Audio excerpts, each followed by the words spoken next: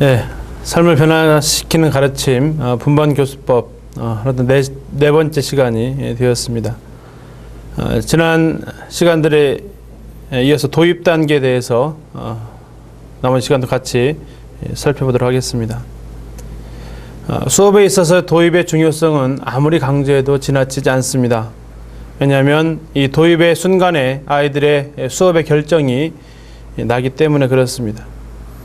그래서 어떻게 하면 아이들이 배우고자 하는 마음을 일으키고 또 아이들이 이 시간에 집중할 수 있도록 해주는 것이 이 도입 단계에서 가장 중요한 활동이 되겠습니다. 첫 번째로 도입 단계에서 해볼 수 있는 것은 찬송이나 시, 또 요절 암송 같은 것이 되겠습니다. 첫 번째 찬송은 주일학교 찬송을 바탕으로 노래 가사를 바꾸어서 우리 반에 맞게 반가를 만들어 보면 좋습니다. 그리고 그 반가를 부르면서 우리 반에 분반 공부를 할 수 있도록 모인다든지 또 반가가 끝날 때까지 자기 자리에 앉도록 약속을 하면 아이들에게 시간이 됐으니까 모여라 이렇게 할 필요가 없겠습니다.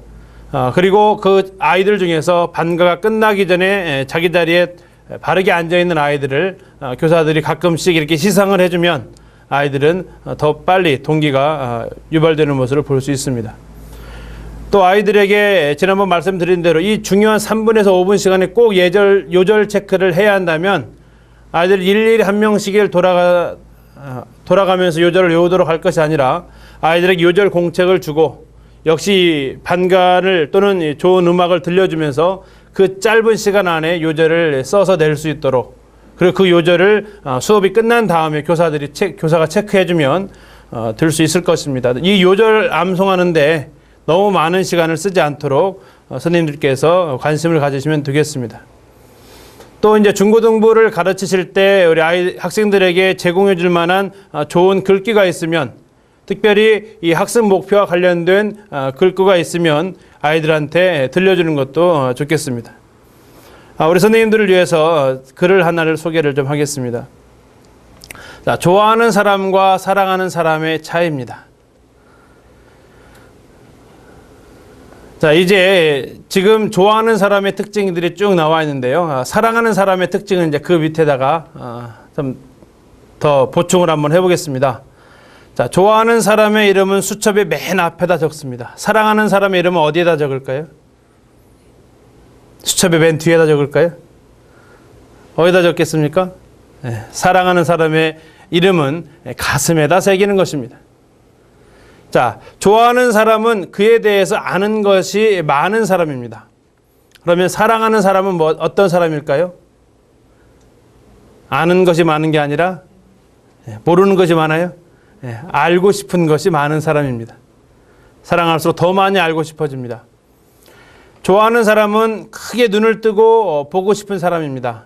하지만 사랑하는 사람은 그렇습니다. 눈을 감아야 볼 수 있는, 눈을 감고도 볼 수 있는 사람들입니다.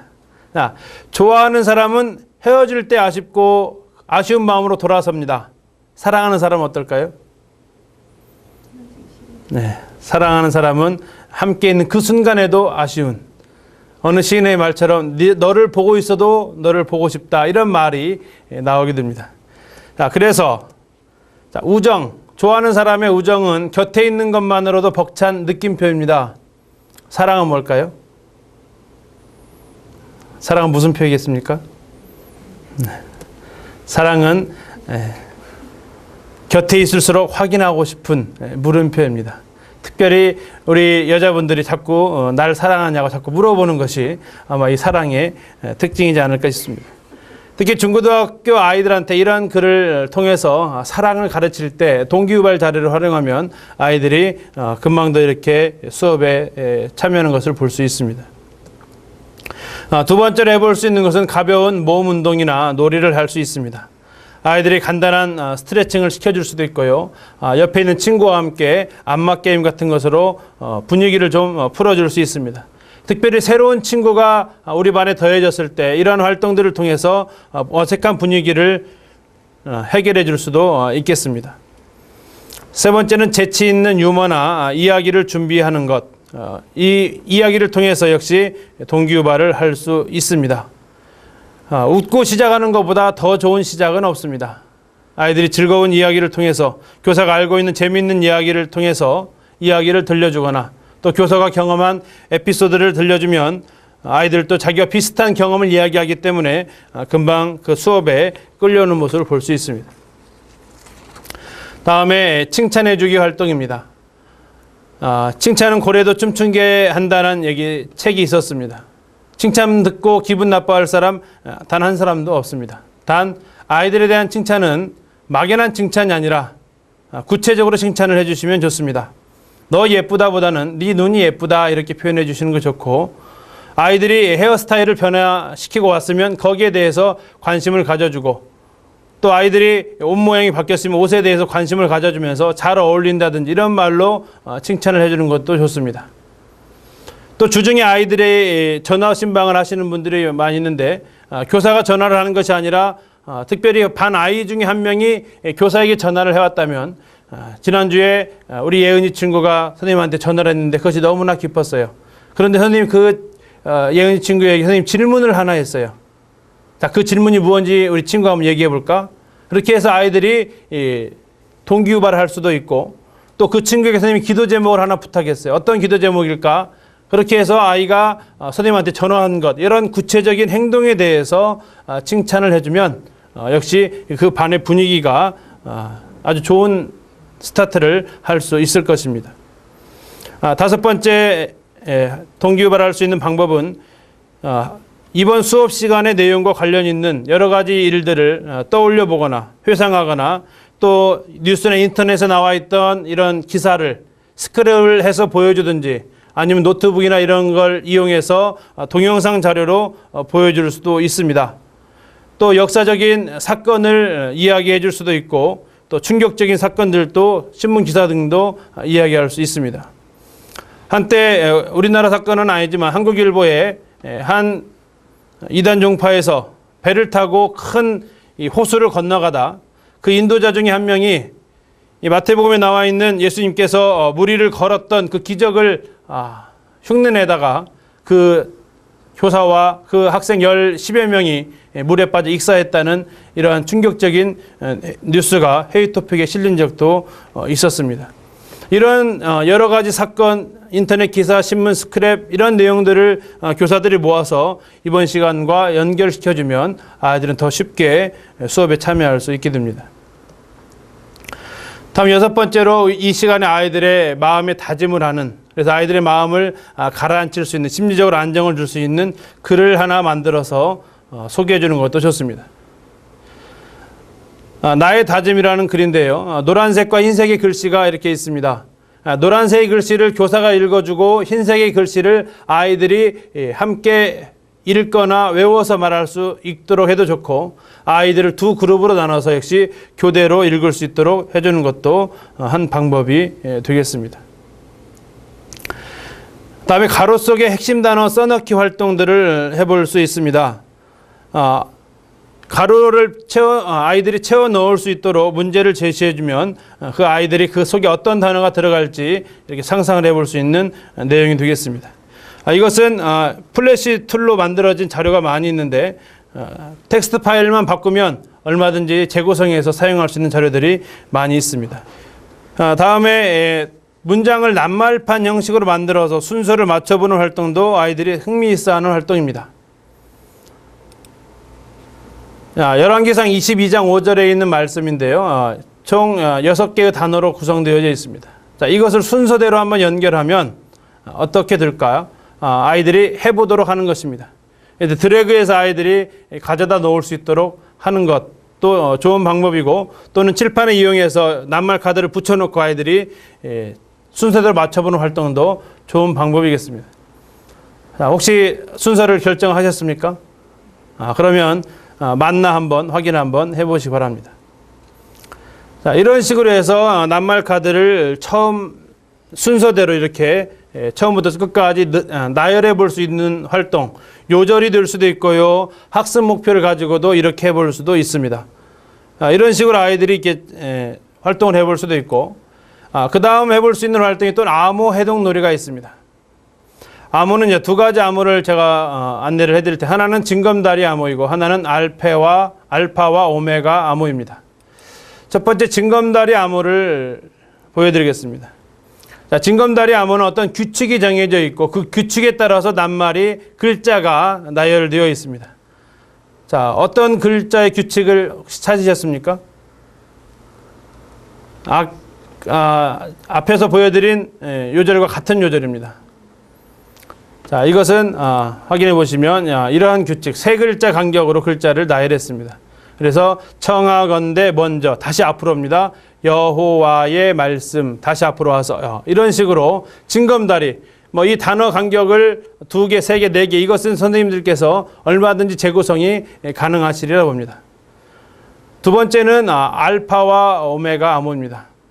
알파는 처음이고 오메가는 끝입니다. 힌트가 되시겠습니까? 그러면 처음 글자와 끝 글자, 왔다 갔다 이렇게 글자가 이루어집니다. 빨간색, 다음에 분홍색, 녹색 이런 식으로 해서 아이들이 이렇게 머리를 왔다 갔다 하면서 외울 수 있도록 하는 이것이 바로 알파와 오메가 암호입니다. 역시 이런 식으로 학습 목표라든지 요절을 제시해서 아이들에게 관심을 가질 수 있도록 할 수 있겠습니다. 다음에 끝으로 세미하게 들리는 주의 음성이라 해서 아이들이 효과음을 들려줍니다. 그리고 눈을 감고 들으면서 이것이 무슨 소리인가를 찾아보게 하는, 상상해보게 하는, 맞춰보게 하는 이런 활동이 되겠습니다. 한번 어떤 소리인지 한번 들어보시기 바랍니다.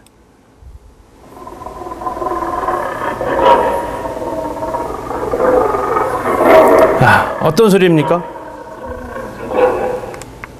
어떤 소리 같습니까? 누가 우는 소리 같습니까? 사자의 울음소리입니다. 자, 그러면 어느 수업을 할 때 제가 이것을 틀어줬겠습니까? 사자굴에 갇힌 다니엘 또 있습니다. 사자하면 떠오르는 사람? 삼손이 이 사자를 싸워서 죽일 때 이 효과음을 틀어줍니다. 그래서 이 사자의 울음소리를 들려주면서 오늘 어떠한 사람이 나올 것인지 아이들에게 맞춰보게 하고 이렇게 해서 자연스럽게 수업을 이어갈 수 있겠습니다. 때로는 양 울음소리를 틀어준 적도 있습니다. 그러면 무슨 수업을 할 것 같습니까? 양 울음소리. 이건 출애굽기에 나오는 어린 양 유월절에 대해 수업을 할 때 양 울음소리를 틀어줄 수도 있습니다. 비둘기 울음소리가 났습니다.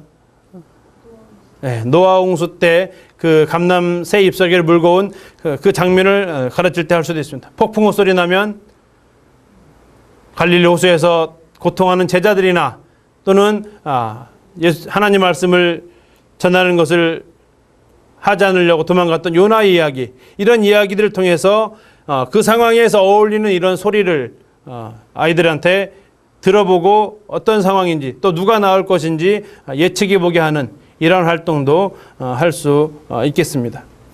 또 그거 말고도 아이들이 눈을 감고 자, 지금부터 들리는 소리를 한번 손가락으로 세어볼 수 있도록, 그래서 자신의 심장 소리도 때로 들어보게 하고 옆 친구의 꼼지락거리는 소리도 들어볼 수 있고, 이렇게 눈을 감고 들어보게 하는 활동을 통해서 자연스럽게 주의 집중과 동기 유발을 해볼 수 있겠습니다. 이제 그 다음으로 해당되는 것이 이제 도입 단계에서 선생님들이 아이들한테 하는 발문이 되겠습니다. 발문은 아마 선생님들이 좀 낯선 단어가 아닐까 생각합니다. 이 물어보는 거에는 두 가지가 있습니다. 하나는 질문이 있고 하나는 발문이 있습니다. 흔히 아이들이 하는 것이 발문이고 교사들이 하는 것은, 아이들이 하는 것이 질문이고 교사들이 하는 것은 발문입니다. 어떤 차이가 있냐면요, 질문은 몰라서 물어보는 것이 질문입니다. 발문은 알면서 물어보는 것이 발문입니다. 수업을 할 때 교사들이 아이들한테 물어보는 것을 그래서 발문이라고 합니다. 아이들이 수업 시간에 선생님을 향해서 손을 들고 물어보는 것은 질문이라고 합니다. 그 예를 들어서 선생님이 어떻게 생각하니? 이렇게 물어보는 것은 발문이고요. 아이들이 선생님한테 그 이름이 뭐예요? 이렇게 물어보는 것은 역시 질문이 되겠습니다.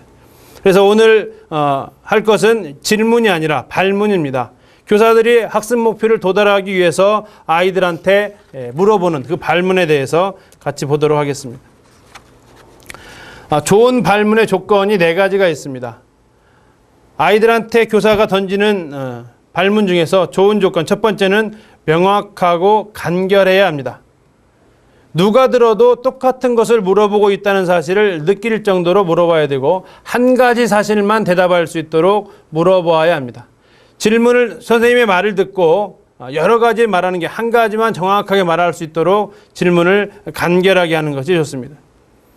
두 번째는 생각할 틈을 주고 발문을 하시면 좋겠습니다.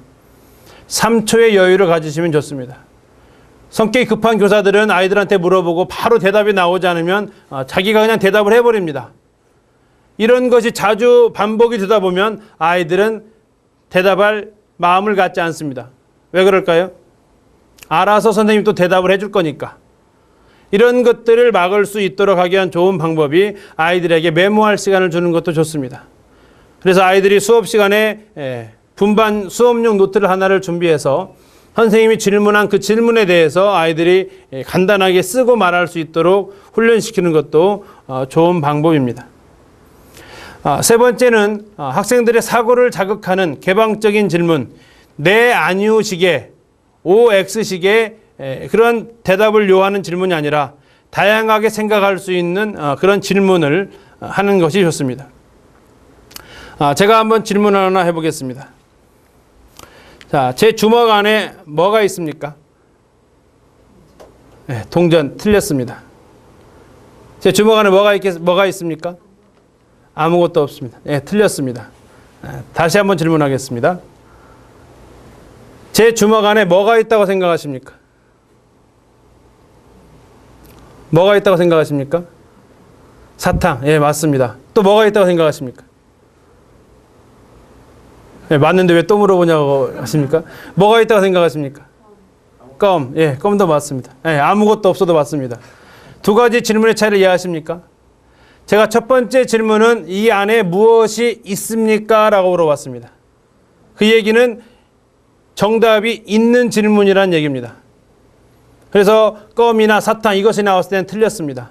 이 안에는 USB가 있습니다. 두 번째 질문은 뭐였습니까? 이 안에 무엇이 있다고 생각하십니까? 물어봤습니다. 생각한다는 얘기는 이것은 특정한 답이 없는 것입니다. 내 생각을 말하면 그것이 정답입니다. 그래서 우리 아이들한테 우리는 어떠한 질문을 사용하는 것인가 생각해야 됩니다. 정답을 요구하기 때문에 이 안에 무엇이 있는지를 꼭 맞춰야 한다는 식의 정답을 요구하기 때문에 우리 아이들은 대답하는데 주저합니다. 그러나 생각을 말하도록 하면, 그리고 그 생각은 틀리고 맞는 것이 아니라 다를 수 있음을 아이들에게 말해주면 아이들은 발표하는 것에 대해서 자신감을 가질 수 있습니다. 무엇이니 보다는 무엇이라고 생각하니 이렇게 질문을 하는 것을 교사들이 연습하면 좋겠습니다. 네 번째는 개인차를 고려한 발문이어야 합니다.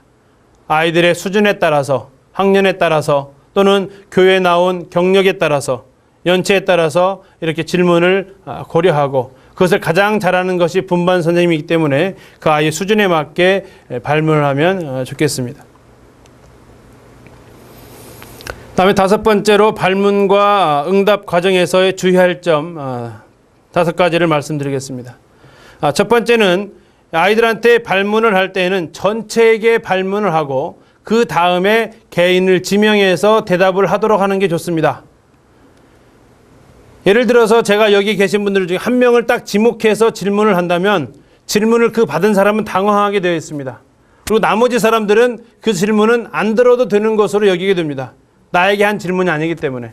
하지만 모든 사람을 향해서 발문을 던지고 물어보고 생각할 시간을 준 다음에 그 중에 한 사람을 지목하면 모든 사람이 생각하게 되고 그 중에서 한 명이 생각한 것을 말할 수 있게 되기 때문에 전체적인 분위기가 괜찮습니다. 이것이 만약에 바뀌어서 개인을 지명하고 답을 못하자 다른 아이를 시켰을 때 그 아이는 질문조차도 듣지 못했기 때문에 더 당황스럽게 되는 것입니다. 그래서 반드시 전체에게 물어보고 생각할 시간을 준 다음에 한 사람을 지명하는 것이 좋겠습니다. 두 번째는 교사들은 흔히 답을 할 때 말을 많이 하는 또 대답을 잘하는 아이들을 주로 시킬 때가 있습니다. 그렇지 않고 모든 교사들은 모든 학생들이 말을 할 수 있도록 기회를 주는 게 좋습니다. 적어도 그 시간에 한 번 이상은 다 말을 하고 집에 갈 수 있도록 해주는 어떤 배려가 필요하겠습니다.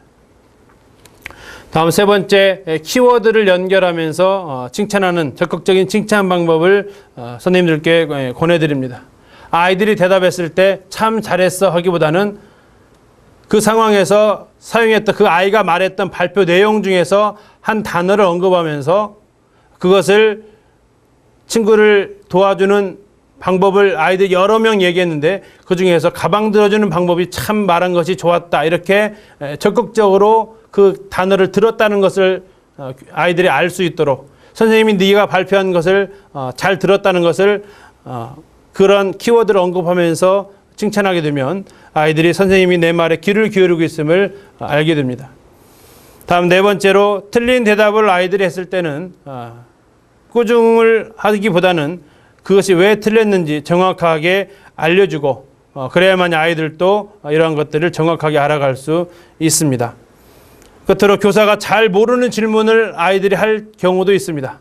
교사가 미처 생각하지 못한 것을 물어볼 때도 있는데 그럴 때는 당황하지 말고 야 선생님도 생각하지 못한 것을 네가 질문했네. 야 선생님이 다음 주에 꼭 알아와서 대답을 해줄게 하면서 선생님들도 모를 수 있음을 말해주고 또 그러면서 그런 아이들에 대한 칭찬을 해주면 좋겠습니다.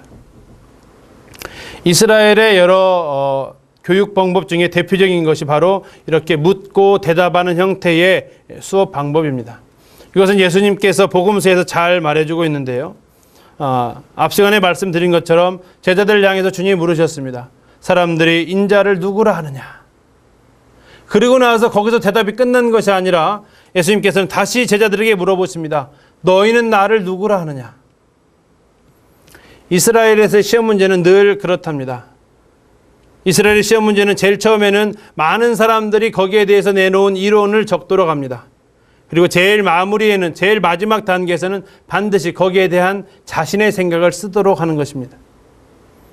우리 아이들에게도 마찬가지입니다. 성경의 내용을 자세히 살펴보고 누가 어떤 말, 어떤 행동을 했는지를 자세히 안 다음에 그리고 제일 마지막에는 과연 너라면 어떻게 하겠느냐 이렇게 아이들에게 접근해 나가는 방법 이것이 필요하겠습니다. 자, 이제 도입 단계에서 이루어지는 발문을 좀 살펴보겠습니다. 도입 단계에서 이루어지는 발문은 총 4가지 유형입니다. 지난 시간에 배운 내용을 확인하는 이런 발문이 있고 아이들의 생활 경험을 상기시켜보는 발문이 있습니다. 또 학습 목표를 알 수 있도록 하는 발문이 있고 학생들의 마음을 매혹시켜주는 이런 발문이 있습니다. 갈수록 좀 더 교사들에게 권하고 싶은 질문의 유형입니다. 첫 번째, 지난 시간에 배운 내용을 떠올려 볼 수 있도록 하는 발문이 있습니다. 자, 전 시간에 예수님은 저녁에 누구를 만나셨나요? 자, 이것은 제가 사마리아 여인을 수업하기 전에 물어본 질문입니다. 사마리아 여인을 만나기 전에 예수님은 누구 만나셨습니까? 요한복음 3장에서 니고데모를 만났습니다. 자, 지난 시간에 요셉은 어떠한 꿈을 꾸어서 형들에게 미움을 받았나요? 지난 시간인 걸 보니까 지난 시간에 어떤 내용이겠습니까?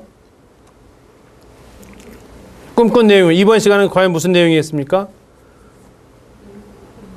꿈꾼 그 이후에 해당되는 요셉이 아버지의 말씀을 듣고 형들을 찾아 나설 때 던져지는 질문입니다. 하나 더 해보면 지난 시간에 예수님께서 기적을 베푸셨던 마을을 지도에 표시해 보세요. 자, 여기에서 예를 들어서 야이로의 딸을 고치시기 전에 예수님이 거라사에서 귀신 들린 사람을 쫓아내신 그 내용을 가르칠 때 한 부분입니다. 그래서 거라사가 어디 있는지 지도에서 찾아보도록 지난 시간에 예수님께서 다니셨던 곳과 지금 예수님께서 가신 곳을 이렇게 지도상에서 이렇게 표시해 볼 수 있도록 하는 이번 시간과 지난 시간이 연결되어질 때 할 수 있는 질문의 형태입니다. 두 번째는 생활 경험을 떠올려 보도록 친근한 생활 속의 경험을 아이들이 말해 보도록 해서 성경과 삶을 연결시켜주는 발문의 형태입니다. 자, 어떤 상황에서 제가 이런 질문을 했을지 한번 생각해 보시면 좋겠습니다. 혼자 길을 갈 때 어떠한 생각이 들었나? 어떤 본문에서 이 얘기를 했겠습니까? 혼자 길을 가던 사람 혹시 누구 떠오르는 사람이 있습니까? 이 이야기는 선한 사마리아인 비유할 때 예루살렘 여리고로 내려가던 그 유대인에 대해서 이야기할 때 던졌던 질문입니다. 혼자 그 산길을 내려갈 때 어떤 기분이 들었는지. 두 번째, 친구가 나를 속여 거짓말을 해서 마음이 아팠던 때는 언제였나요? 자, 어떠한 내용을 가질 때 이 질문을 사용했을까요? 거짓말을 했다. 뭐겠습니까? 네? 거짓말. 누가 떠오르십니까? 아간. 네, 아간에 해당되는 말을 했을 때. 또 친구가 나를 속였다. 그리고 나를 배반했다. 이것은 이제 유다가 예수님을 파는 장면에서 이런 질문들을 사용할 수 있습니다. 이것은 아이들이 생활 속에서 많이 겪는 이러한 일들이기 때문에 그렇습니다. 세 번째로, 가족 중에서 나를 가장 많이 닮은 사람은 누구일까요? 이렇게 물어봅니다. 누굴 제일 많이 닮았습니까? 부모님이죠. 부모님을 제일 많이 빼다 닮습니다. 흔히. 자, 어떤 걸 가르칠 때 이런 질문을 했겠습니까? 창세기 1장에 나오는 하나님의 형상대로 나를 창조하셨다. 나는 아담과 하나님을 닮았다. 이런 내용을 가르치면서 이런 질문들, 생활 속에 이렇게 연결시켜져서 목표를 향해서 질문이 나아가는 형태입니다.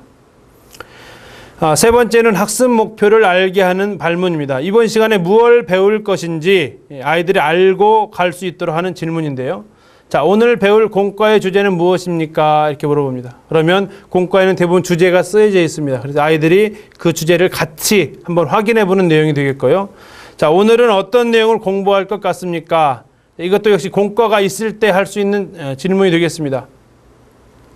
다음에 오늘 배울 등장인물은 누구인가요? 그래서 그 인물은 본문에서 어떤 일을 했나요? 어떠한 말을 했나요? 이런 식으로 해서 아이들이 그 내용을 찾아보고 누구에 대해서 배울 것인지를 알고 갈 수 있도록 하는 형태의 발문이 되겠습니다. 제가 우리 선생님들께 제일 권해드리고 싶은 발문은 이 네 번째 단계의 발문입니다.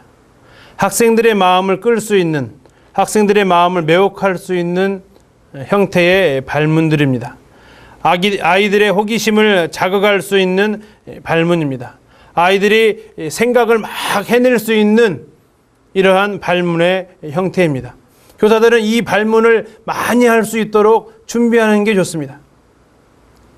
자, 첫 번째, 아이들에게 향기를 맡게 해줍니다. 향수를 가져와서 하셔도 좋고요. 또는 어떤 냄새를 풍기는 것을 설정을 해서 그 시간에 맞게 해줘도 좋습니다. 때로는 이 아이들에게 향수를 가져와 와서 아이들이 가져온 것을 친구들한테 이렇게 뿌려보게 함으로써도 할 수도 있습니다. 자, 이런 활동은 어떠한 수업을 할 때 지금 이 질문을 썼겠습니까? 누구를 가르칠 때 이걸 썼을까요? 베다니의 마리아를 가르칠 때 이 질문을 썼습니다. 향유컵을 부은 그 여인에 대해서 가르치면서 이와 같이 지금 우리가 갈 집이 바로 이러한 아름다운 향기로 가득한 집이었음을 아이들한테 생각할 수 있도록 하면서 이러한 질문을 썼습니다. 두 번째, 영화 속 또 한 장면 속의 주인공이 누구를 떠오르게 하는지 그런 이 동영상을 준비해서 틀어봤는데, 나니아 연대기에 보면 사자가 나옵니다. 그 사자가 이제 죽음을 당하는 장면이 나오는데 그 장면을 한 1, 2분 정도 보여주면서 이 사자를 볼 때 떠오르는 인물이 누구입니까? 이렇게 물어보는 활동입니다. 첫째는 아이들이 영화를 보면서 주의 집중을 하게 됩니다. 그리고 이제 그것이 누구일까 한번 생각해 보게 합니다. 나니아 연대기에 나오는 사자 누굽니까? 우리 예수님을 가리키고 있습니다. 그래서 아이들이 이렇게 질문해 볼 수도 있습니다. 다음에 선생님이 가져온 이 물건, 사진이 될 수도 있고요, 그림도 될 수도 있고, 교사들의 애장품이 될 수도 있습니다. 또는 어떤 단어를 가지고 올 수도 있습니다. 이것이 누구를 가리키는지 이렇게 물어볼 수 있습니다. 예를 들어서 교사가 플래시카드로 물고기를 보여주고 닭도 보여주고 바위도 보여주고 배도 보여줬습니다. 누구를 가리켰을까요? 베드로를 가르치기 위해서 한 자료들입니다. 또 선생님의 개인 소장품을 가지고 올 수도 있습니다. 저희 교회에서 한 선생님이 수업을 하시는데 10년 전에 결혼 사진을 들고 아이들한테 첫 수업을 했습니다. 자, 이 사진 속에 무슨 장면이지? 했더니 아이들이 웨딩드레스를 보고 결혼식이요. 이 주인공이 누굴까 맞춰보는데 10년 전의 교사의 모습이기 때문에 현재의 모습과는 많이 달랐겠죠. 그래서 아이들이 누굴까? 선생님이요. 이렇게 찾아내는. 자, 그 장면은 어떤 수업을 할 때 그 선생님이 그 사진을 썼냐면 어린 양의 혼인잔치, 천국의 그 혼인잔치를 설명하면서 그 사진을 사용하는 것을 본 적이 있습니다. 이처럼 아이들이 관심을 끌 수 있는 이러한 질문을 만들어내는 것, 교사들이 여기에 많은 관심을 가지면 그 수업은 금방 아이들의 관심을 가져올 수 있게 되는 것입니다. 도입은 그만큼 가치가 있고 중요한 부분입니다. 다음에 이제 네 번째로서 전개 및 정립 단계에 대해서 살펴보겠습니다. 지금까지 한 활동을 다시 한번 요약을 간단하게 하고 나가겠습니다. 수업의 목표를 정합니다. 그리고 거기에 맞는 내용과 방법을 정하고 그리고 그것을 아이들에게 잘 전달되었는지 평가를 합니다. 이게 교육과정의 네 가지 요소고요. 그 요소를 바탕으로 수업을 설계합니다. 수업을 어떠한 틀에다가 넣을 것이고 어떠한 방법을 사용할 것인지를 결정을 합니다. 그리고 이제 그 아이들에게 이제 도입을 합니다. 아이들이 수업에 관심을 가질 수 있도록 배우고자 하는 마음을 일으킬 수 있도록 도입을 합니다. 방금 여러 도입에서 할 수 있는 활동들을 보았습니다. 이제 그렇다면 이제 전개 및 정립 단계로 넘어옵니다. 이 단계는 이제 성경 본문을 읽는 단계고요. 성경에서 말하고 있는 그 내용을 아이들한테 전달해 주는 단계입니다. 그래서 이것이 나와 무슨 관계에 있는지를 알아보는 것이 바로 이 전개 및 정립 단계입니다. 여기에서 무슨 일을 했냐면 첫 번째 진리를 발견하고 그 의미를 깨달아보는 활동을 하는 것이 이 전개 및 정립 단계에서 할 일입니다. 육하 원칙을 이용해서 누가 언제 어디서 무엇을 어떻게 왜 했는지를 아이들이 하나씩 질문을 던져보는 것입니다. 그 과정을 속에서 아이들이 발견의 기쁨을 얻어내는 것입니다. 교사가 먼저 누렸던 그 발견의 기쁨을 아이들이 얻는 것입니다. 하나님께서 왜 그렇게 하셨는지, 그때의 하나님의 마음은 어떠하셨을지를 아이들이 깨달아보는 그런 시간이 바로 이 전개 및 정립 단계입니다. 두 번째로 학생들로 하여금 성경의 내용이 마음속에 뿌리 내리도록 하는 단계가 이 두 번째 단계입니다. 이 성경이 아이들의 마음속에 뿌리 내릴 수 있도록 성경이 역사적, 과학적으로 사실이고 변하지 않는 하나님의 진리의 말씀인 것을, 그리고 그곳에 나와 있는 하나님의 공의와 하나님의 사랑이 영원한 것을 우리 아이들에게 마음속에 뿌리 내릴 수 있도록 해주는 이런 역할을 합니다. 세 번째는 성경의 진리와 학생의 생활이 만나는 역할을 해줍니다. 하나님의 말씀이 지금 나의 삶에 있어서 나침반 역할을 해주는 1500년, 2000년 그 이전물에 썼던 3500년 전에 쓰여졌던 그 하나님의 말씀이 지금 오늘을 살아가고 있는 나에게도 관계가 있음을, 그것이 바로 지금도 하나님께서 여전히 말씀하고 계심을 아이들이 경험하도록 해주는 것이 이 단계에서 해야 될 일입니다. 또 여러 자료를 사용해서 학습의 효과를 높이는 이러한 단계가 이 단계입니다. 처음에 말씀드린 대로 꼭 필요한 자료를 만들어서 적시에 사용하는 가장 최상의 시청각 자료는 누구입니까? 교사입니다. 교사의 몸짓과 표정, 언어로서 또 삶의 간증으로서 이 아이들에게 호소하는, 그래서 학습의 효과를 높일 수 있는 일들을 하게 됩니다. 끝으로 좋은 화술을 사용해서 수업을 전개해야 합니다.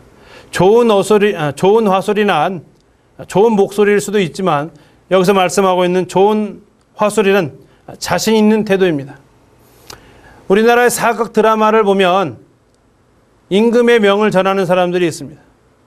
임금의 명을 전하는 사람들이 상대방한테 가서 처음으로 외치는 말이 있습니다. 뭐라고 합니까? 어명이요, 이렇게 외칩니다. 그 어명이요 외치는 그 순간에 작은 목소리를 하지 않습니다. 힘있게 어명이요 이렇게 외칩니다. 이것은 내 말이 아니고 임금님의 말씀입니다. 이렇게 외치는 것입니다. 그때에 지위를 막론하고 모든 사람은 그 어명이요 그 목소리에 바닥에 무릎을 꿇고 나와서 들어야만 합니다. 하나님의 말씀을 전하는 우리의 자세는 내 의견, 내 생각을 전하는 것이 아니고 하나님의 말씀을 전하는 일이기 때문에 하나님 앞에 당당하게 하나님의 말씀을 전하는 진리의 말씀을 증거하는 이러한 자세로 담대하게 외칠 수 있어야 합니다.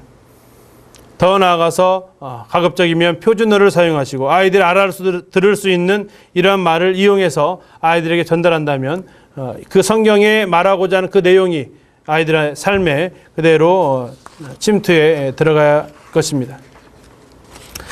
이제 다음 시간에는 정기 및 정립 단계에서 우리 교사들이 지켜야 될 일들에 대해서 좀 더 자세하게 살펴보도록 하겠습니다. 이상 마치겠습니다. 감사합니다.